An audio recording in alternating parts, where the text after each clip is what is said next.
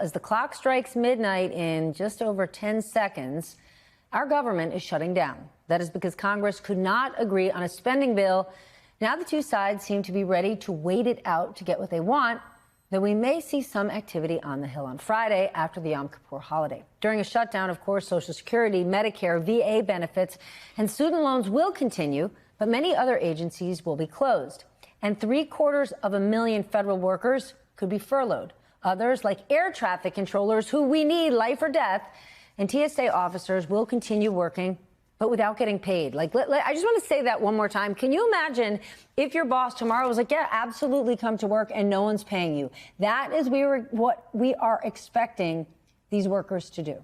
This is the 6th shutdown in the last 30 years. The last government shutdown was the longest in history, lasting 35 days during Donald Trump's first term. Let's bring in our panel. Michael Schnell is here, MSNBC congressional reporter. Dave Weigel, political reporter for Semafor. Former Democratic Senator Doug Jones of Alabama. And David Gura, correspondent for Bloomberg and host of the Big Take podcast.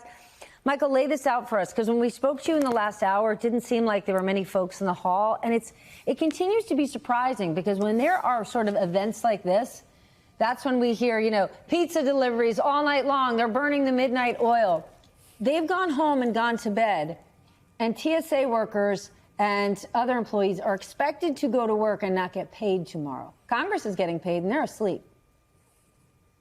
Yeah, Stephanie, I think you make a great point right there. For hours now, lawmakers have not been on Capitol Hill. Senators left after those two votes late afternoon, early evening. And I think that really underscores the fact that the two sides here just simply aren't talking. Negotiations are not happening because Democrats and Republicans are so entirely dug in. Now, look, we could see some movement tomorrow. That's the next time the Senate is set to vote, or rather, I should say today now, since we are on October 1st and the government is officially shut down. At 11 a.m., the Senate's going to hold another two votes, both on that Democratic crafted spending bill and that Republican crafted spending bill. Though these are the two pieces of legislation that failed to advance yesterday, we're expecting the same outcome later today because we haven't seen any side blink or show any indication or interest in folding on their demands and concerns. So again, Stephanie, this gets back to the point you mentioned.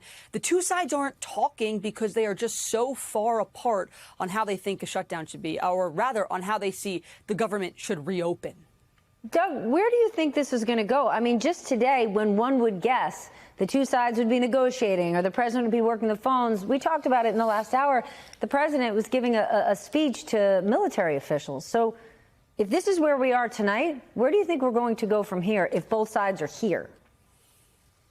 Well, I'm going to have a little bit of a contrary opinion than I think most people have had. I think Donald Trump wants a shutdown.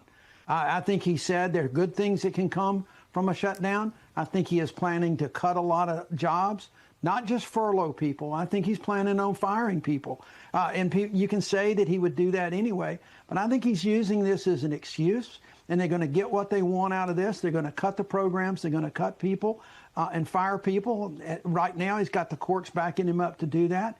And then they will do something to come to the table with the Democrats on Medicaid and on the subsidies. That's how I think this ends. I think Democrats end up getting a fair amount of what they want once Donald Trump slashes the government once again. And how does Donald Trump slashing the government help him politically? Stephanie, with all due respect, I don't think he gives a damn about helping himself politically. I really don't. This guy, we're not in a normal situation here. He's not going to run again. He's making a ton of money. I don't think he really cares about the politics of this. I think he has a mission of power. I think he has a mission of taking control, of implementing Project 2025, and that's all he cares about right now. I don't see him really paying attention to the polls the way you saw that in his first administration. And you can talk about the midterms coming up, but I think he's got plans for the midterms, which is one of the reasons why he addressed the military today. Wowzers. David Weigel, what do you think of all of this right now? I mean, it doesn't feel like there's urgency in moving this thing. No, and I agree with Senator Jones that the administration and Russ Vought in particular have been on the record before they took power about how they wanted to use every tool necessary in votes words to traumatize federal workers. So this is seen as an opportunity by them. The problem for Democrats has been, what's the lever they can pull to prevent these layoffs? Is it funding the government and the Trump administration saying we're not going to spend money, or is it this mechanism we're seeing right now? So, yes, I agree with that. This is the administration is going to move as it's been moving, with the added argument that it needs to cut costs because of the government shutdown. Now, I don't know what Democrats will say, but there will be attention paid to the sort of things that are being funded, like this Argentina bailout that are not being affected by the shutdown. But the Democratic starting position is basically I want to press pause, because I want you to explain that to our audience. So again, in the last 4 days, something that very few people would have ever expected would happen, the United States government, led by our Treasury Secretary, Scott Bessent, has proposed a $20 billion bailout for Argentina that is not even a top trading partner for the United States. So explain this to us again. The shutdown will not impact that. No, it won't. You said it very well. There are mechanisms that are going to remain in place, spending plans that are not going to be affected by this. What is going to be affected, I think, is going to be what OMB wants to be affected, which are agencies that they've been trying to shrink all year, and they can shrink further without much concern about how that's going to affect the government. Look, the most pro-government cutting conservative will point to DOGE and say, look, things didn't collapse after DOGE, so we can keep doing that. But you're right. The Argentina bailout, that's one of the things that's going to continue to fund. Debt service will continue to be funded. This is not an administration that's acting like a crisis is coming down the pike because of a shutdown the way that Barack Obama did. They are very comfortable in what they're going to be able to do with the government not being technically funded. $20 billion for us to truly put our thumb on a presidential election in another country. So let's say we're not going to get the jobs report on Friday. What will the impact of that be? Well, we're not going to get it. I think that's the consensus. And that maybe the president wants that. Maybe he wants that. It comes at a crucial time, though, when you have Federal Reserve policymakers really trying to figure out where this economy is. Economists outside the Fed trying to do that as well. This is key information, important information, despite what we've heard from President Trump and his allies about the integrity of that data or how comprehensive that data is. This is, as you know, data that so many people rely on to give us a sense of how the economy is doing. We shouldn't stop there, though, because if the BLS can't give that data on Friday, it's also going to stop collecting data for future releases. And that's not just going to happen in the Labor Department, it's going to happen in the Commerce Department as well. This has wide-ranging effects across the entire economy. So you think of cost of living allowances that come with Social Security, that's tied to the CPI data. If that's frozen, if that's not collected in the same way, that's going to have real-world impacts on people in this country as well. And we were already struggling to accurately get that data, which is the reason we've had to have all of these revisions after the reports have come out. Again, you hear from policymakers, not that they're operating blindly, but they're in a very strange economy right now. We were talking about the labor market as it exists right now. You have policymakers trying to figure out why it is the way it is, why inflation has been more sticky than they thought it would be or it should be. All of this data is just so crucial for them who are making, again, real-world decisions about how this economy is going moving forward. And to not have that fundamental data is going to be a huge deficit for them. Michael, what are the effects that these layoffs are going to have on everyday Americans? Yeah, well, I think it's a lot of the things that you mentioned. Well, just to set the baseline, these are going to be thousands of federal workers who a lot of folks in Washington, D.C. and elsewhere interact with on a daily basis. And if they don't interact with them, they do some things in their daily lives that sort of come to fruition because of these federal workers. So a lot of things in Washington and, again, other daily uses outside the country. And I think that, something that's going to be interesting here and an interesting dynamic, particularly to watch in this shutdown, is President Trump himself has said that he wants to do irreversible changes, potentially irreversible cuts. That's in addition to the typical furloughs that we see in these shutdown circumstances. And this potential, this contingency, Stephanie, I will note, was basically the reason why we didn't see a shutdown happen back in March. Remember, at that point, Democrats were standing strong against the Republican funding bills, but then Senate Minority Leader Chuck Schumer and others decided to vote in favor of the Republican spending bill because they were nervous about out what President Trump, the OMB director, Russ Vought, what they would do in the midst of a shutdown, because the OMB has jurisdiction over which federal workers can work, which are not, and this potential for these furloughs and further cuts. So I think that what's going to be really interesting now is to see how far President Trump and Russ Vought go with that, and how much Democrats are able to handle before they realize and say, hey, the damage may be too much here. We've got to think about supporting some sort of funding bill that would open the government, if that ends up being potentially that House-passed bill that doesn't include those health care provisions. But, Dave, today you wrote that a government shutdown is not going to make a difference in some of those key elections that are, just a few weeks away. I'm talking New Jersey, Virginia. How come? Well, that's both parties' consensus on how those races are shaping up. On the Republican side, they want in New Jersey to close this race out on Mikey Sherrill's Navy records. Complicated issue. I won't get into all of it. They want to close on energy costs. In Virginia, Republicans have been very focused on schools' policies towards transgender people. And this is an X factor. They don't want to be talking about government layoffs. They don't want to be talking about a shutdown. Virginia, terrible issue for Republicans. You saw Glenn Youngkin trying to massage it and blaming Democrats. Democrats did withhold their votes, but both parties are pretty confident. Look, if people see chaos in D.C. and they see Donald Trump taking credit or saying he'll take advantage, I should say, of a shutdown, they're going to blame them. New Jersey, less of an issue. But everything I'm pointing to is another example of how this is not 2019. This is not 2011. This is not these prior experiences we've had recently where there's nervousness and fear about how this will play out. Both parties are kind of shrugging and saying this has not been coming up organically on the trail. All right. Well, Doug, I mean, what's interesting, right? Republicans are blaming Democrats. Democrats are blaming Republicans. Republicans control the government. This is on them. However, when a shutdown like this happens, what does it do? It damages the relationship and the trust the American people have in our government. And we know that trust has been eroding over the last few years. You were in the Senate during the last shutdown. Explain to us what it was like then. And Dave was just trying to touch on it. How different was that situation than what we're facing now? Well, yeah, I think there's a number of things that were different. I mean, you still had, Donald Trump as president. He was holding out for certain things, and Democrats were trying to make sure that they did what they were supposed to do, to try to do the things for their constituencies and the things that they believed in. They were trying to help govern. Trump and Republicans didn't really care that much about governing. I don't think they care that much about governing this time. They do not want to meet with Democrats and talk about it. Remember, I don't think people really like the fact that Democrats have been trying to talk to the leadership and trying to talk to the president for weeks. And it was just within the last day or so that they were able to have an actual meeting. And, people want folks to kind of talk to each other and work.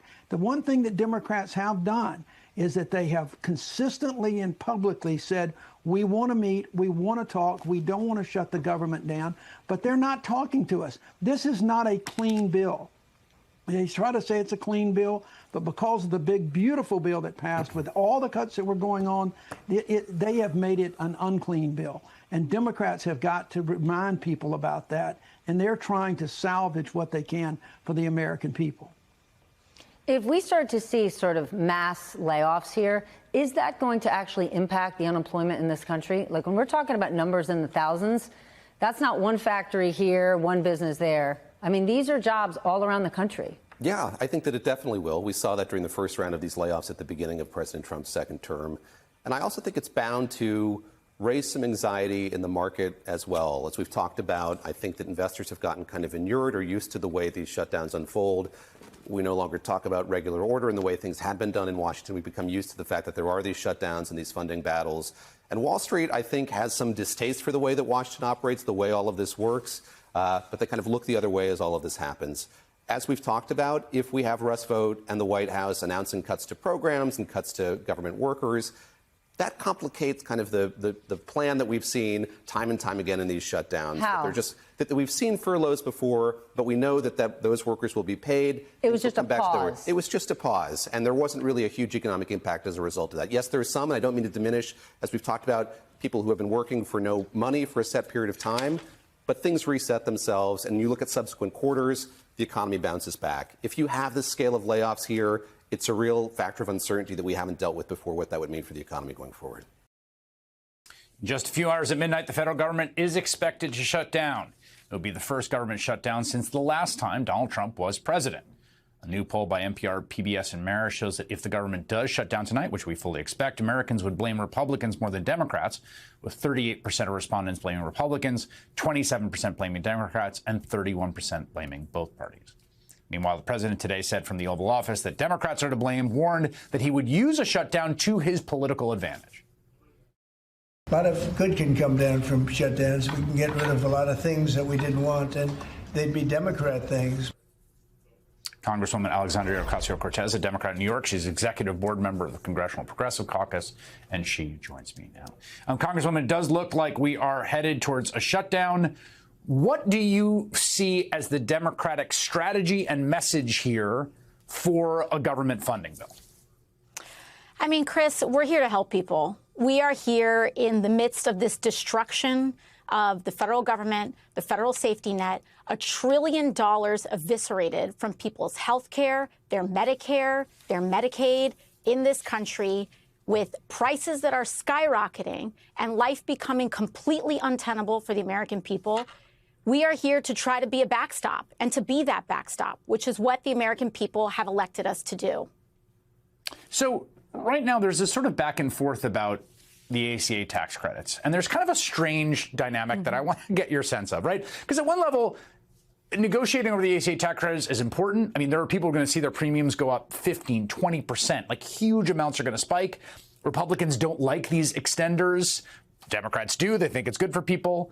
But that's fully in the lane of like normal politics. And then at the same time, like the president of the United States assembled 800 military commanders to say, I want you're going to have to go to war against your fellow citizens in American cities. And I think people are having a little bit of a hard time of like, we're going to have a fight on the shutdown about the tax credits, but not about the president wants to declare war on Americans, even though I understand those two are conceptually distinct. Do you see what I'm saying? I see what you're saying, Chris, but, you know, I think that's something for us to really set the record straight here on.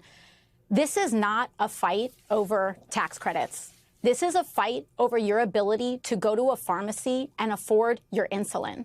We're not talking about just 15 or 20% increases in people's premiums. Tomorrow, healthcare companies and today, healthcare companies are finalizing the premiums that everyday Americans are going to be paying. And we are talking about a doubling of monthly health care premiums, not even including your deductible, in terms of what people are going to be paying next year because of $1 trillion in Medicaid cuts that were put together earlier this year. And I don't know about anybody else, but I do not think that this is just about a tax break or a small tax extender.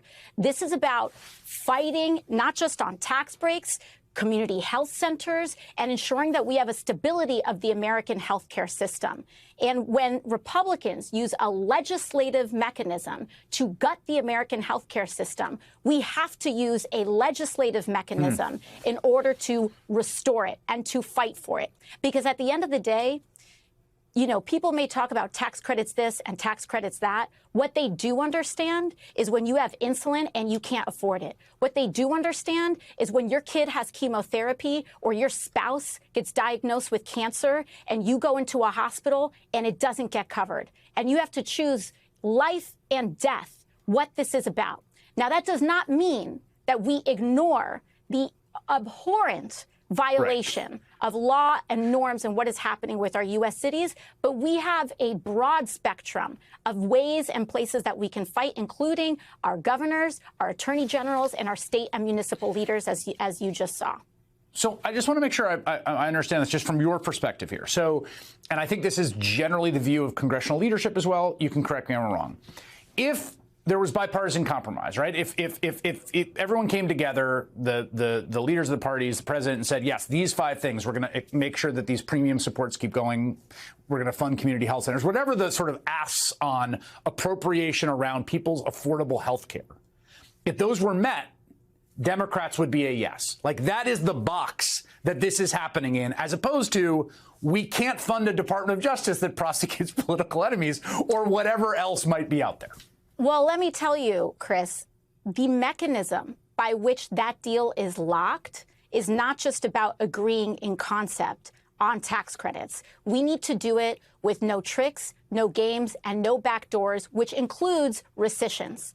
And when we talk about rescissions, that is the mechanism that the federal government is using to gut and destroy rule of law across the board. So we are fighting to ensure that health care is protected for every American. But the way that we do that also means that the only way that you guarantee that is by forcing them to adhere to the rule of law, which means eliminating the rescission loopholes that they put in the CR earlier this year, which the Senate unfortunately had caved on then, and we're ensuring that doesn't happen now. Yeah, the quick 10-second version for people that haven't followed this is that, you need 60 votes to get the filibuster to appropriate funds for the government, but they can pass a rescission, which is to claw back some of the money already agreed to by 50 votes. So they have this kind of like cake and eat it too model where it's like, oh, yeah, we'll come together, we'll pass a bipartisan appropriations bill. And then when we've done that, then we'll go and get rid of the stuff we don't like, which just seems like an insane way to negotiate. It's no way to negotiate. And again, we don't even have to get into the technicalities of this. But what is important to understand is that the way that you honor an agreement and the way that we honor our fight for health care and to define and to also protect everyday Americans' ability to afford their health care, to cover their kids, to defend Medicaid. Those are the same mechanisms that we use to defend our rule of law, to defend the federal workers that we are trying to protect in this shutdown. Donald Trump is trying to play this bluffing game of, well, maybe what we're going to do is hold all the federal workforce hostage and fire everybody. Donald Trump has been firing everybody. We saw this with DOJ. We've seen this at the State Department. We've seen this at the Department of Justice. They are firing everybody. They are completely eliminating the federal workforce. And in order for us to stop this madness, we have to put a stop to it, and we have to stop enabling their abuse of power, including their use of rescissions. And when we're fighting on their health care, it forces them to act in ways in accordance with the law in other ways, too. Let me ask you this. There are some people I have seen who have the following theory of why Senate Democrats have not cut a deal where they give 8 votes and move along. And that is that Chuck Schumer is worried about a primary challenge from you and is worried about the politics to his left flank. And so because of that worry about a primary challenge, he's going to shut down the government. Ergo, it is AOC's fault that the government's shutting down, or that you're somehow the kind of fulcrum of this. And I want to just ask you straight up, are you planning to primary challenge him? Do you think that's why he's doing this? This is so not about me. In this moment, this is about people being able to insure their children.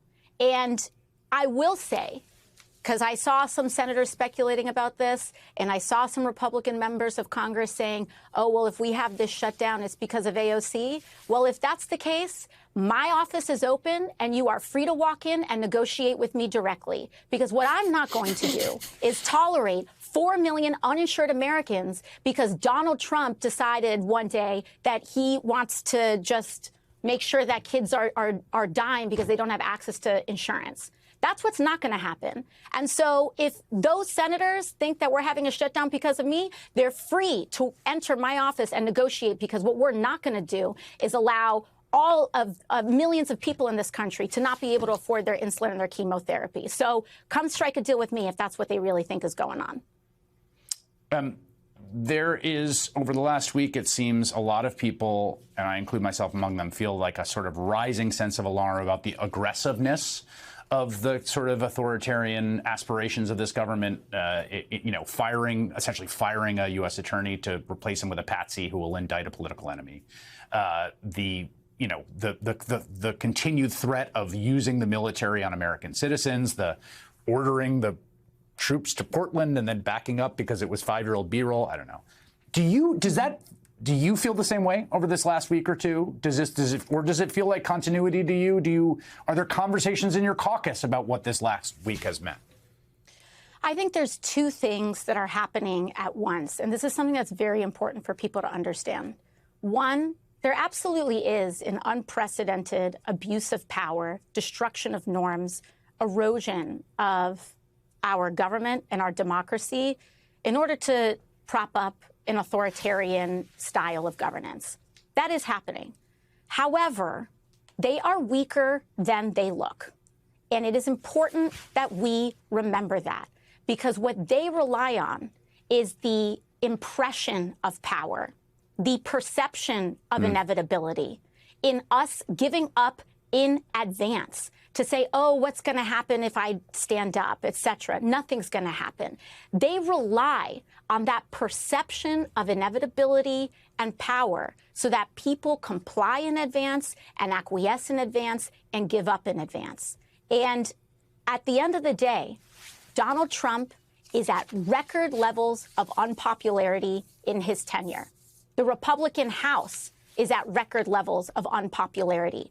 They are underwater across the board, and they know it. And that is causing them to double down in public, but it is backfiring. That is why, whether it's a shutdown, whether it's all of this, they want us to blink first. And we have too much to save.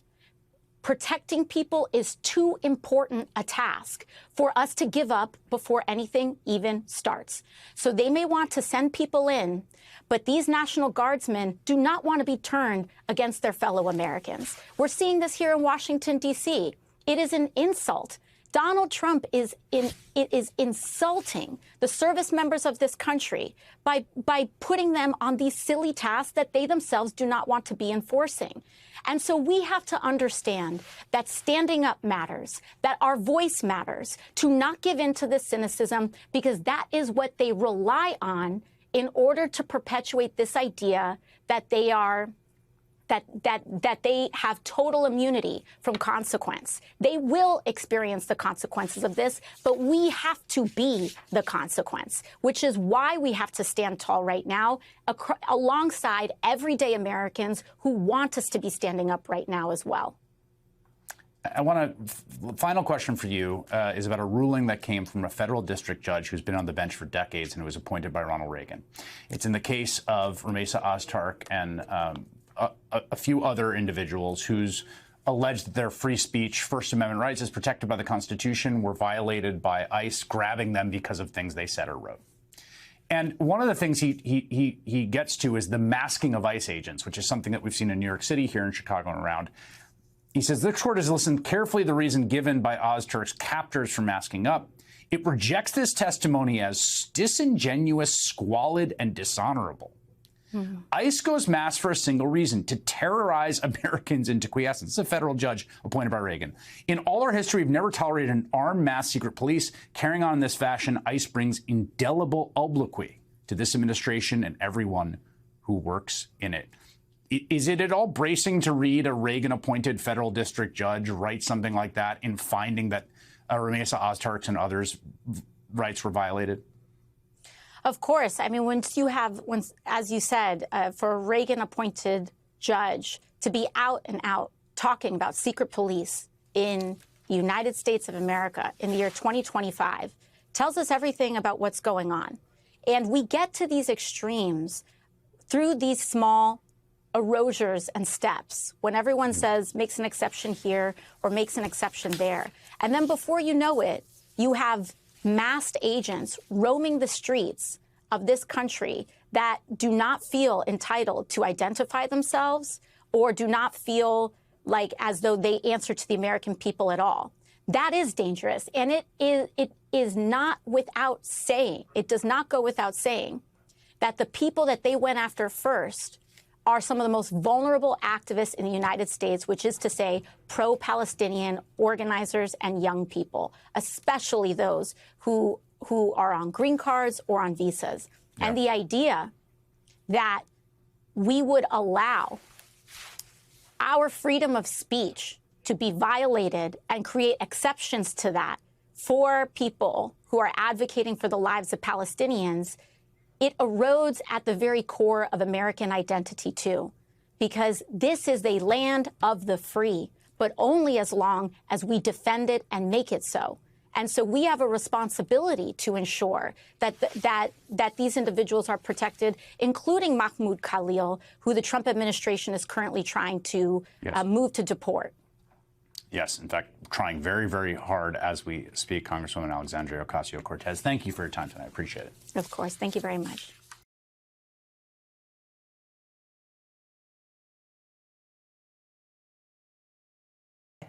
Look, Republicans control both the House and the Senate, and of course, the White House. They have a lot of power. And let's be honest, Republicans in the House and Senate are Trump's lapdogs at this point. Whatever he wants, they pretty much do, with a few exceptions. Which is why it is so concerning that not only does Trump not seem to care about the impact of a government shutdown on the American people, but doesn't even seem to know what the impact might be. I mean, yesterday, the Democratic leaders of the House and Senate, Hakeem Jeffries and Chuck Schumer, met with the president directly. And here was how Senator Schumer described that meeting. We laid out to the president some of the consequences of what's happening in health care. And by his face and by the way he looked, I think he heard about them for the first time. Now, at the core of the fight over the shutdown right now is one wonky but deeply important issue because it impacts millions of people: health insurance subsidies.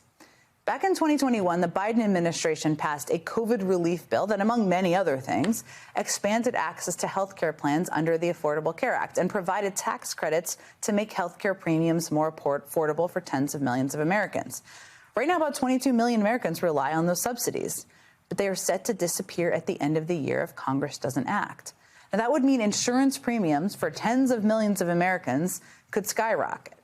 For a lot of American families, that's not just painful, it's untenable. They can't afford it. And the Congressional Budget Office even estimates that without those subsidies, more than 4 million Americans would lose their insurance in the next decade.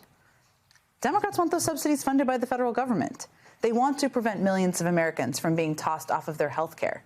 That is the holdup. That is why Trump and Republicans are steering the government towards a shutdown, because they are unwilling to budge on that issue. And much like we saw during his speech to top military brass today, Trump seems to have completely lost the thread here. It's not just that he doesn't understand the issue. He doesn't even seem to know who he's negotiating with. Chuck Schumer, who was here yesterday, along with a very nice gentleman who I didn't really know. You know who I'm talking about. His name is Hakeem Jeffries, Mr. President. He's very knowable. He's the Democratic leader of the House of Representatives, and he joins me now.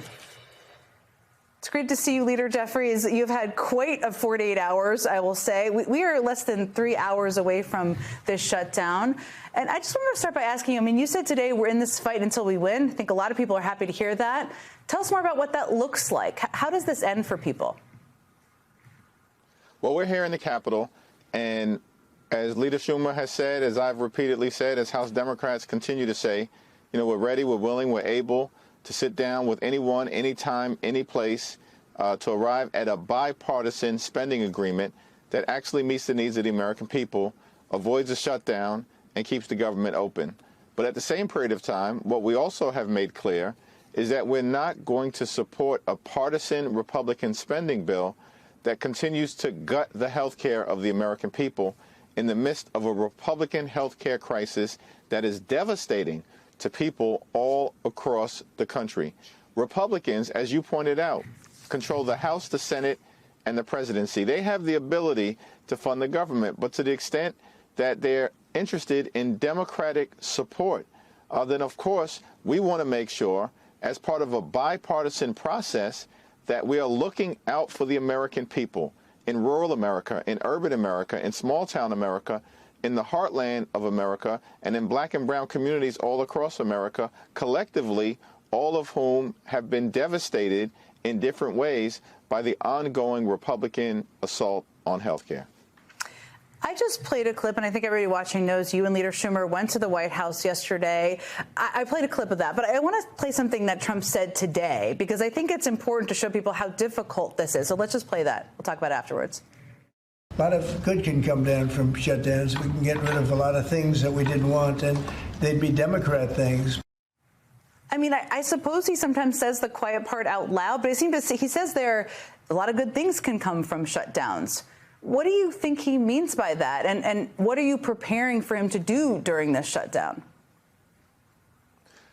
Well, it's such a shocking statement that he would make because he's the president of the United States of America. Yeah. And we shouldn't look at the consequences of a shutdown as impacting Democrats or impacting Republicans. It impacts Americans. Food safety, of course, will be impacted. Airline and aviation safety impacted. That affects everyone. And millions of older Americans who have come to rely on telemedicine won't have the ability to access that level of medical care. That impacts everyone. And this is on top of the consequences of the one big ugly bill, which included the largest assault, the largest cut to Medicaid in American history. And in this bill, they stole food from the mouths of hungry children, families, seniors, and veterans, Democrats and Republicans alike. And all of that was done so they could reward their billionaire donors with massive tax breaks. And they basically want to continue this scheme, but they want to do it with Democratic support. And that, of course, is a bridge way too far. That's not going to happen. So we're urging reasonable Republicans to come to the table. I'll be at the Capitol all night. Let's have a conversation about finding a common sense path forward to meet the needs of all Americans, as opposed to continuing to devastate everyday Americans.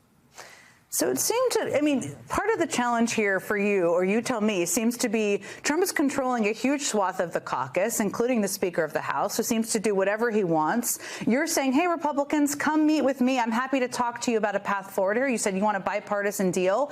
Is Trump, do you go meet with him if he wants to meet again? Or what does it look like tomorrow? How do you move forward? Well, in the White House meeting yesterday, I certainly made clear, and so did Leader Schumer, that we demanded the meeting with Donald Trump because at the end of the day, Republicans no longer function in the Congress as a separate and co-equal branch of government. And the reality is, when Donald Trump says jump, the Republicans say how high. And they've served as nothing more than a reckless rubber stamp for Donald Trump's extreme agenda throughout the year. So the reality is, Donald Trump's going to shut the government down. Republicans are going to acquiesce to that, which is why House Republicans aren't even in town, if you can believe it. House Democrats are here on duty. Republicans remain on vacation. And so this is going to have to come down to, eventually, the Trump administration recognizing that their own shutdown is going to be a consequence that will hurt them with the American people, who are smart enough to know it's being caused by Donald Trump and the Republicans. Come to the table so we can work something out that also includes protecting the health care of the American people. Do you think Trump even wants the government to reopen? Well, that remains to be seen. We'll certainly begin to find that out after midnight. We also know that since January 20th, Donald Trump has been waging war against the federal government, against hardworking federal employees and civil servants, and decimating parts of the government, which impacts the ability to provide necessary services to everyday Americans. And that's been happening over the last several months, pretty much from the beginning of his administration, which is why I think many people have reasonably come to believe that from the very beginning of this process, Donald Trump and Republicans have been determined to try to shut the government down. But the American people are going to rise up and not tolerate it. This has happened in the past. We know that during the 14-day government shutdown that was caused by Republicans in October of 2013, eventually their will broke because the American people said enough. And when Donald Trump was in office in 2018 into 2019, that was the longest government shutdown in American history, 35 days. And eventually, the Republicans engaged in an unconditional surrender because they could not sustain the pressure from the American people. It's my expectation that if we find ourselves in a shutdown, the same exact thing will happen again. We've been through, I've been through a lot of shutdowns and negotiations. Often they're on the level, as my mother would say. This does not appear to be, in part because Trump is continuing to post racist and bizarre AI videos. There was one of you and Leader Schumer last night. I'm not going to play that. But just in the last hour, he posted another one of you Today you said, which is a pretty strong comeback, the next time you have something to say about me, don't cop out through a racist and fake AI video. When I'm back in the Oval Office, say it to my face. It's the pushing back that I think is very powerful in this moment. I got to ask, I mean, when you're back in the Oval Office, you may be. What are you going to say to his face about all this? Well, I'm certainly going to make it clear that we need from the President of the United States an individual who actually is focused on doing his job, as opposed to engaging in racist or bigoted stereotypes designed to try to distract or throw us off as Democrats from what we need to do on behalf of the American people. And it ain't going to happen. And we're not going to be intimidated by this guy or by the Republicans who currently are divorced from the reality of the situation that as Democrats, we don't work for Donald Trump. We don't work for Vice President Vance. We don't work for their billionaire donors. We work for the American people. That's why we've drawn this line in the sand, and our view will continue to be cancel the cuts, lower the costs, save health care. Democratic leader Hakeem Jeffries, I'll just repeat before I let you go. This is about Republicans being unwilling to fund subsidies that help millions of people stay on health care. That is what the holdup is. I appreciate you joining me tonight. Thank you so much. Joining me now, Republican Senator Rand Paul of Kentucky. Senator, thank you for joining. I know what a busy, busy time it is, but we'd love to get your thoughts on a few key topics. The first one, obviously, government funding. I know you are planning not to vote for the continuing resolution that your party is putting forward because you've said it prolongs Biden-era spending levels. If that's the case, are you okay with the government shutting down tonight at midnight? The clock's ticking. Well, you know, when we have to make a decision on spending levels, we need to look at them in context of what kind of deficit they will create. The Republican plan will create about $2 trillion in deficit spending. The Democrat plan will create about $3 trillion in deficit spending. I want less deficit. I'm kind of looking for a plan that would offer less spending and less deficit. So I introduced a budget last week called the Penny Plan budget, and it would gradually balance the budget over about 5 years by doing across-the-board restraint in spending. So that's what I'm for. But it's not whether you're for or against, and I think that's a false argument. So that would be like arguing the Democrats want to shut down the government. The reason people say that is they're so used to saying the Republicans want to shut down the government. It isn't really about anybody wanting to shut down the government. It's about people trying to vote for what they think is the appropriate level of spending. Well, given that spending is a top priority for you, how do you feel about our president offering Argentina a $20 billion bailout? They're not even a key trading partner for us. I'm not for foreign aid really to any country. If you had a surplus and the government were running a $500 billion surplus or $1 trillion surplus, you could come to me and say, well, these people are friendly. We'd like to loan them some money. Even then, I wouldn't give it. I would say it's got to be a loan. You got to pay it back. But in this case, we're $2 trillion in the hole. And I've been a fan of Milei. I think he's doing some good things in Argentina. But I'm not for giving away money we don't have. We have to first go to the bank, which is China or the Federal Reserve, borrow the money or print it up to send it to other countries. It's a terrible economic plan. What's your thought about cutting jobs? The president has threatened kind of a mass firing of federal workers if this shutdown happens. Do you think the White House, the president, has the authority to do that? Well, the Supreme Court's been looking at this, and we're actually adjudicating more cases than we ever have on the separation of powers. There's been a lot of things that aren't completely known. What can the president do in this situation? Can they fire a certain person? Can they fire these employees? So far, almost all those cases have gone the president's direction.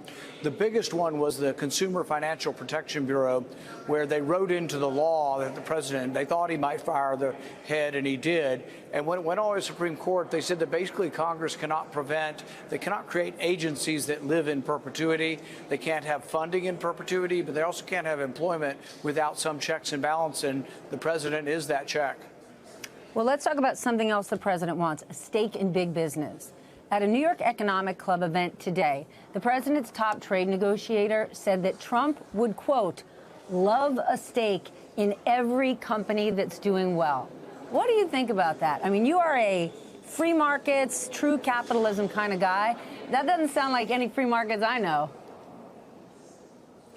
Yeah, if you're going to criticize Mamdani for wanting to own the grocery stores, you have to be equal parts critic to any Republican who wants a share of NVIDIA, a share of Intel, or a share of U.S. Steel. It's a bad idea. It's a slippery slope. And really, it is heading in the direction of what socialism is, which would be owning all of the means of production. If you only own a percentage of the means of production, it still is a step in the wrong direction. Then what do you think about this new partnership that we just heard about today with Pfizer? It's going to be known as Trump RX. Our U.S. government is going to sell Pfizer drugs on a website named after Donald John Trump. I haven't seen all the details so far, but what I will tell you is part of the news report said that it's driven Pfizer to a negotiated price, a lower negotiated price on Medicaid.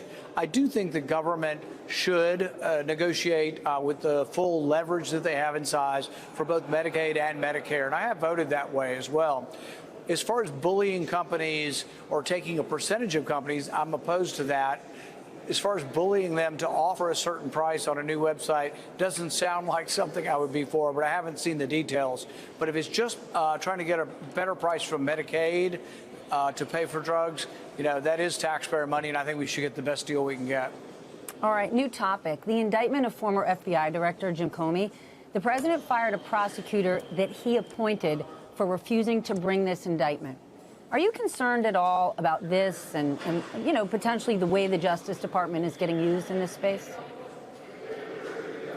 I think the best way to judge whether or not we're having true justice is whether or not you have the same standard, whether you judge people or adjudicate things on the same standard, whether it's Republicans or Democrats.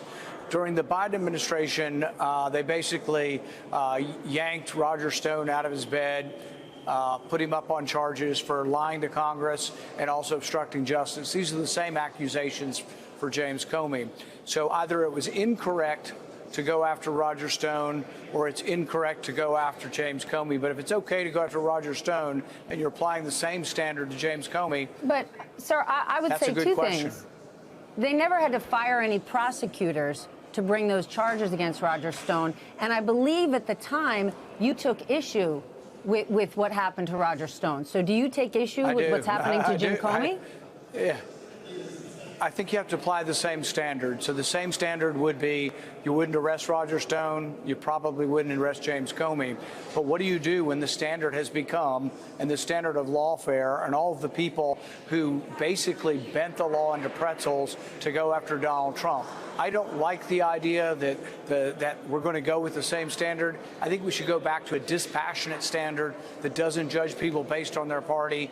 But for all those on the left who are suddenly vocal, my question to them is, where were you when Roger Stone was arrested?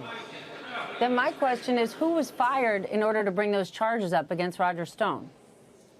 They aren't exactly the same. They're the same charges. All the circumstances aren't the same, but there is a parallel.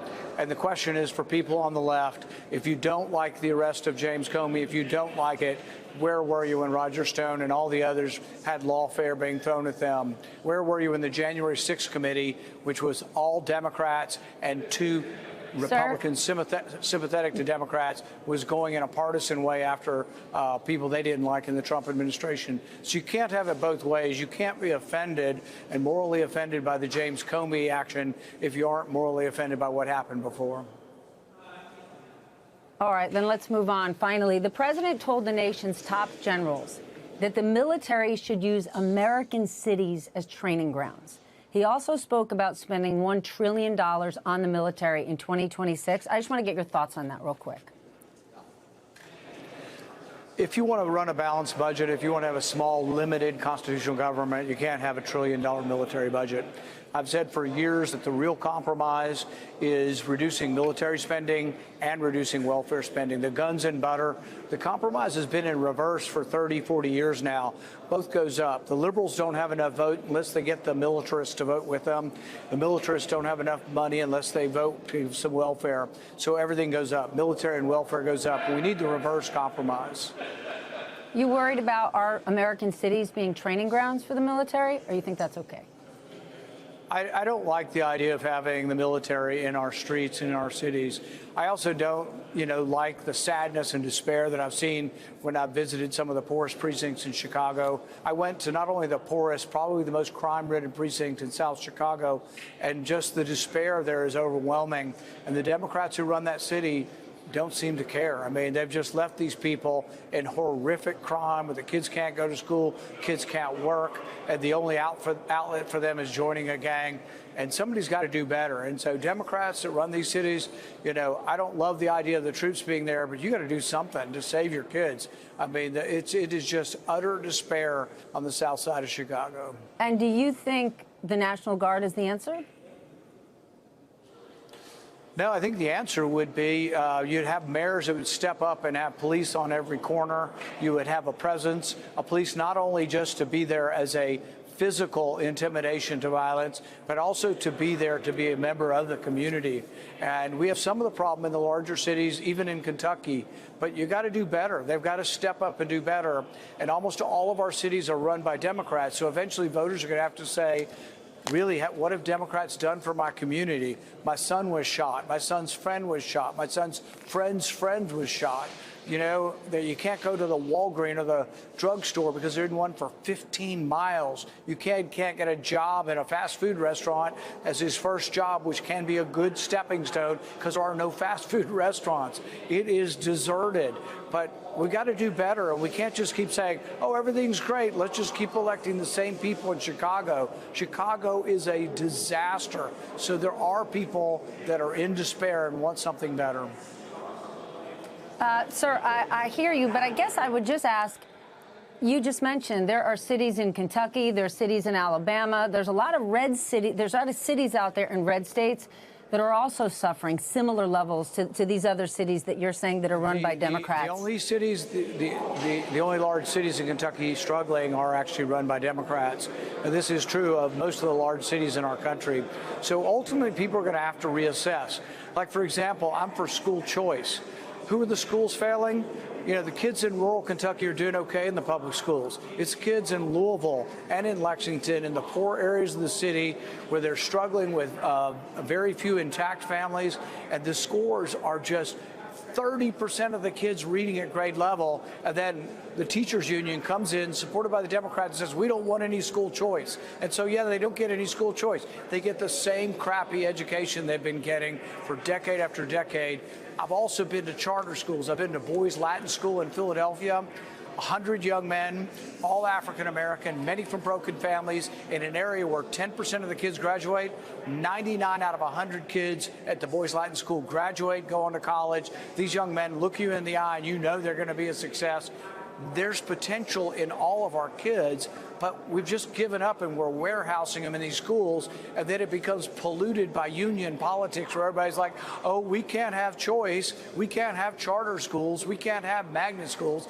You've got to try something different. These kids are just being left behind.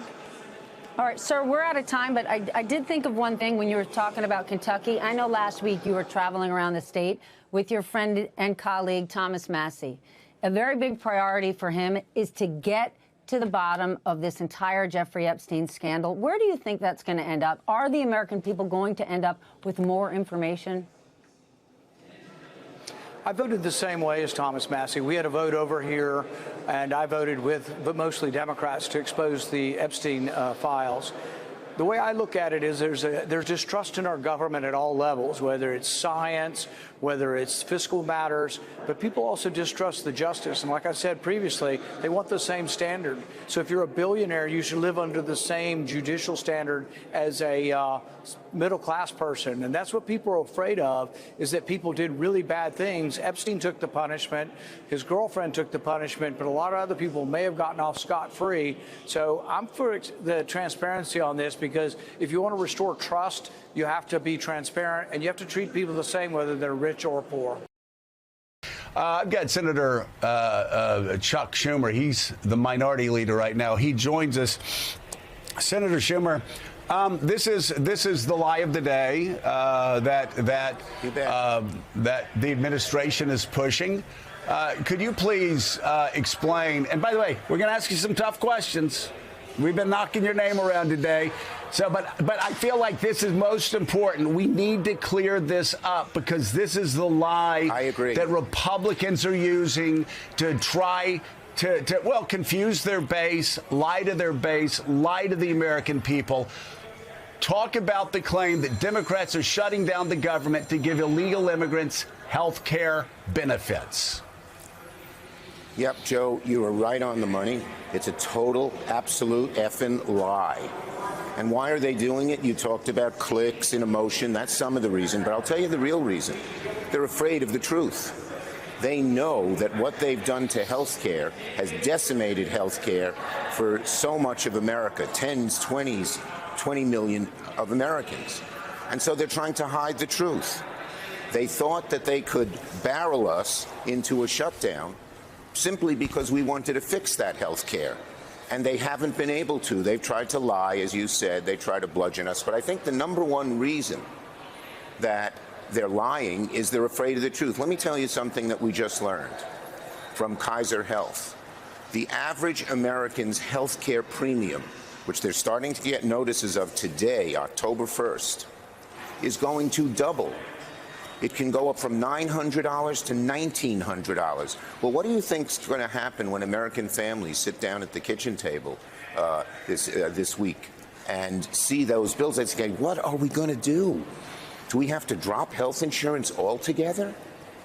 Do we have to cut back and pay so much more on deductibles and copays? And so our job, Joe, our job as Democrats is two things. First, now that we've shown the Republicans that they can't bully us, they can't bludgeon us, they've tried twice to get us to vote for their bill, which does nothing to protect Americans' health care, we're willing to sit down and negotiate a good deal to help the American people out of the health care dilemma. But in the meantime, we are going to be fighting everywhere on TV stations like yours, in the social media, in picketing, in protesting, in emails, in every way. And when the average American says, why the heck did I get a bill that raises my health care costs, doubles them, we're going to be pointing out it's the Republicans who did it. And we're also going to be pointing out that we asked them 3 times to vote on extending the ACA credit, which would make this all better. And they voted no 3 times. So what's Senator, our job? Let me expand this our job is to represent. Yeah, go ahead. Yeah, go ahead. Yeah, I'm sorry. Let's get to your job in a second. While you brought it up, I want to expand this out just a bit beyond this current fight to a bigger issue that is really impacting Americans, and I hear about it all the time, and that is that even if you're not in Medicare, Medicaid, the Affordable Care Act, insurance behemoths are just jacking up. They're doing 2 things at the same time. One, they're jacking up the cost of health insurance. And the second thing, these multinational corporations, these massive health insurance conglomerates are doing is they're denying more procedures. They're denying access to people's doctors. They're cutting more and more while their profits soar in the tens of billions. What can Democrats and Republicans do together to stop this runaway inflation as it pertains to health insurance, as you see massive profits that are being made by these healthcare conglomerates? Look, the healthcare system wasn't great even before they did all their damage. They're making it much, much worse. And they're letting the insurance companies in this legislation get away with anything. They do nothing, zero to rein them in. We can get bipartisan legislation. We can get bipartisan legislation, Joe, because there are Republicans who want to do this, even some who I don't agree with very much on many issues, to rein them in, to require that their bills become transparent. You know, when you get a bill, $5,000 for a day's stay in the hospital, why is it $5,000? Who did it go to? Which doctor? Which room? Which this? Which that? Transparency is the first element, and we don't even know what's behind these dramatically increasing bills. And transparency is something I believe that Democrats and Republicans can agree in. And once you get that transparency, you rein it in. You say you can't charge X so much money for a 10-minute visit kind of thing. So we can do a lot more on the health care front. But step one, Joe, is to stop the terrible things that they've done now, which is going to make it even worse. And believe me, we believe the American people are on our side. We believe they're going to start, particularly today when they start getting the bills, screaming about this. They're being so angry. I don't blame them. They're not going to be loud screaming. American people are nice people, but inside they are, because it's so bad. Yeah. And we believe that if we show and we point the arrow, as we are doing right now, that it's the Republicans in the Senate, in the House, who did all this, it will make a huge difference, and the American people will side with us. And there are already a bunch of Republican senators and congressmen, and even the president, when I met with him, I said, Mr. President, then we thought it was $400. Now it's probably more because of this Kaiser Health thing, report. But when they see that, they're going to know that they better do something about it.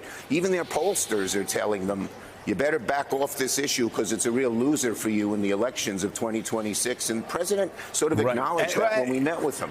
So, let me just say one more thing, Joe. Go ahead. Yep. I was just going to say they thought they could bully us into doing nothing. They failed. Okay, so, and I just want to underline the fact that even before the $1 trillion in cuts to health care coverage, Americans were losing health coverage, and those who were able to have it were seeing their premiums skyrocket while one benefit after another was being cut.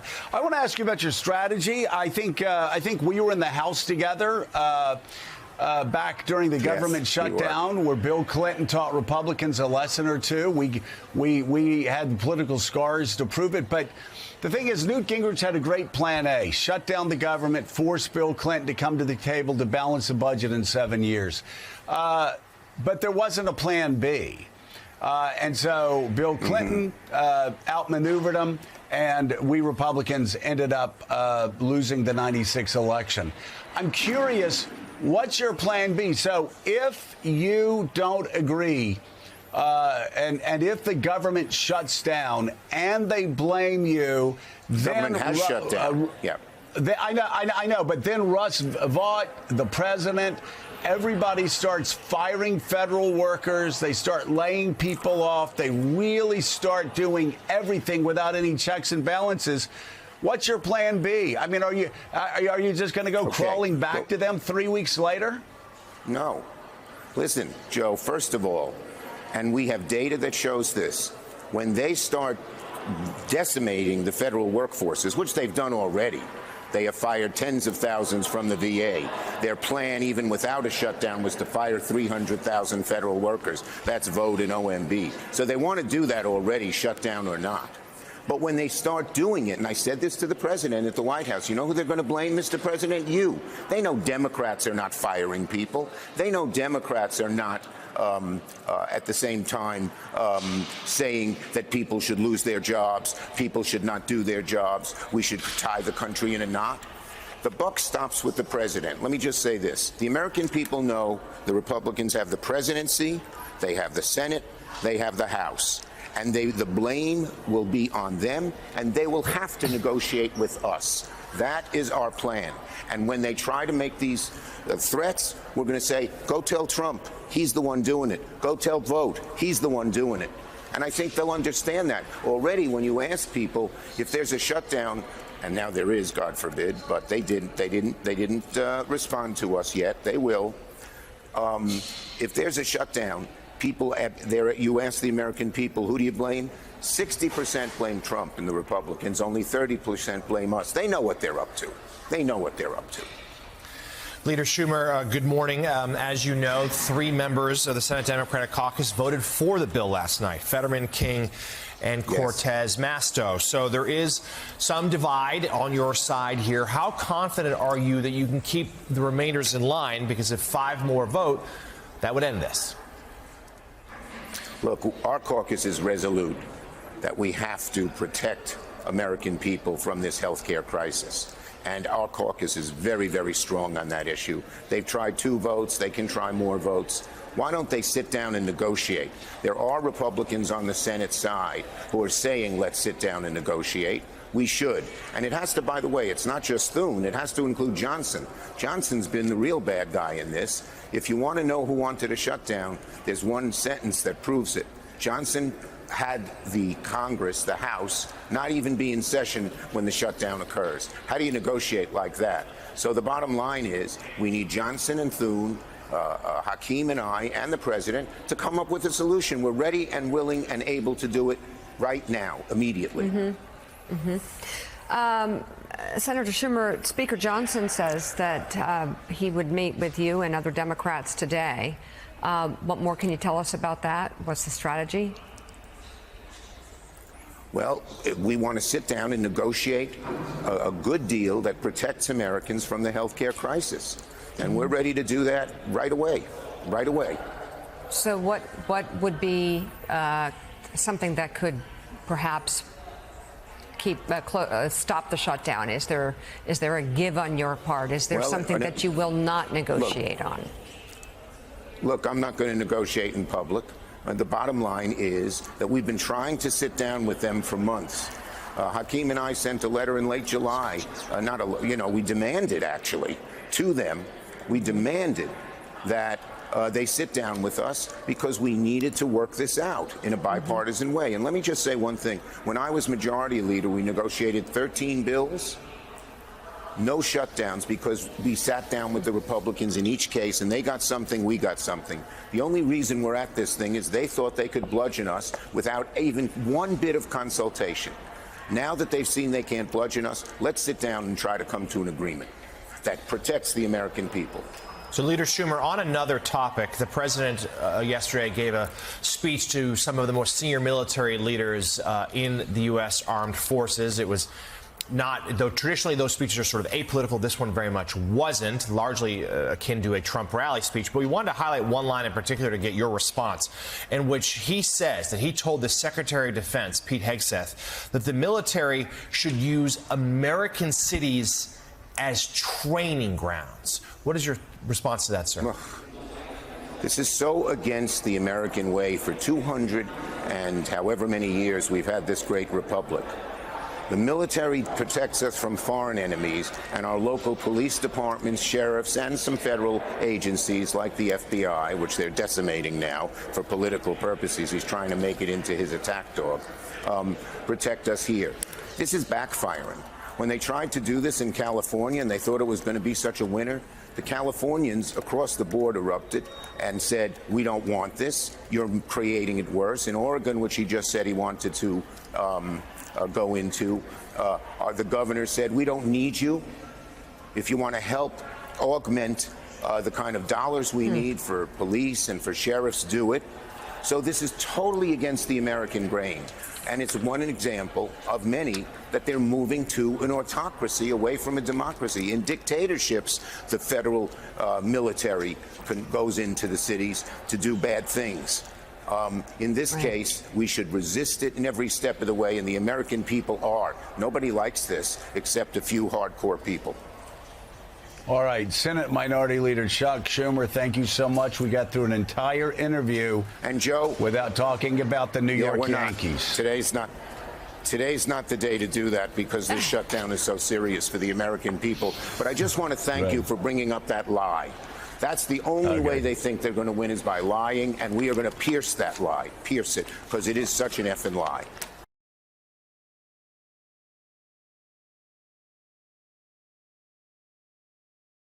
I want to bring in Senator Chris Murphy of Connecticut. He is a member of Senate Democratic leadership.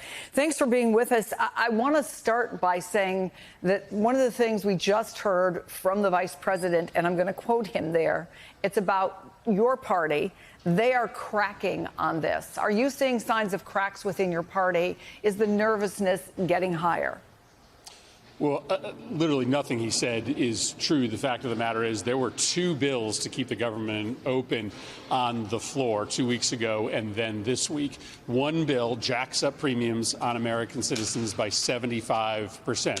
The other bill makes sure that we don't have these giant Republican-engineered increases in health care costs. And so neither one of them passed, but Republicans had a chance to vote to continue funding for the federal government and assure that we don't have these massive increases in premiums. Donald Trump is cheering this shutdown. The vice president got asked a question about how excited Donald Trump appeared yesterday.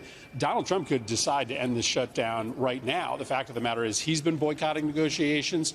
Vice President Vance has been boycotting negotiations. The House Republicans aren't even in town. They're still back in their districts. And so there's just no seriousness about these negotiations on behalf of Republicans. J.D. Vance just said, we're talking to a number of our colleagues, Republicans and Democrats. We talked to them last night. Have you heard from J.D. Vance? Have any of your colleagues heard from J.D. Vance? I have not heard from J.D. Vance. I have not seen any negotiations between Senator Schumer and Senator Thune. As I said, the House Republicans aren't even here. And of course, in order to get an agreement, you'd need agreement with the House Republicans as well. And they are boycotting Washington entirely. So right now, there are no serious negotiations happening. Why? Because Donald Trump wants to act like a king, and he thinks he can act even more like a king, like an autocrat in the context of a shutdown. Let me ask you about something else that was asked of him, specifically about Russ Vogt's decision to withhold funding on a major infrastructure project. I'm sure you know this, connecting New York and New Jersey. You know a little bit about the tri-state area. And so he was asked specifically, is the administration trying to essentially squeeze Chuck Schumer's home state? And his response was, you know, when you have a shutdown, we have to do a little triage. Is that what you see happening here?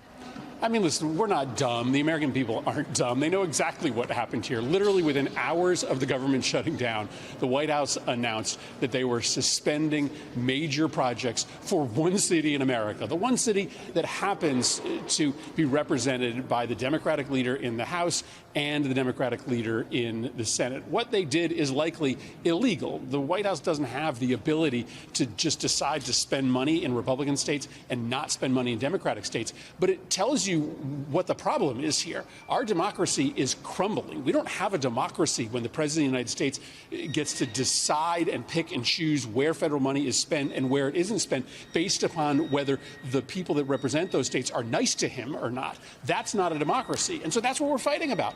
We're fighting about health care for American citizens, but we're also fighting about trying to preserve basic democratic norms that guarantee that all Americans are protected, not just Americans who live in states where their representatives are part of Donald Trump's cult. So the question becomes what you do next. And when you talk about what you believe is the illegality of these moves, we've also been talking on this show today about whether or not the notices that are going out that normally would tell federal employees what to do in the case of a shutdown include things like harsh criticism of Democrats, whether those, for example, could be violations of the Hatch Act. Stuff gets thrown so fast and furious.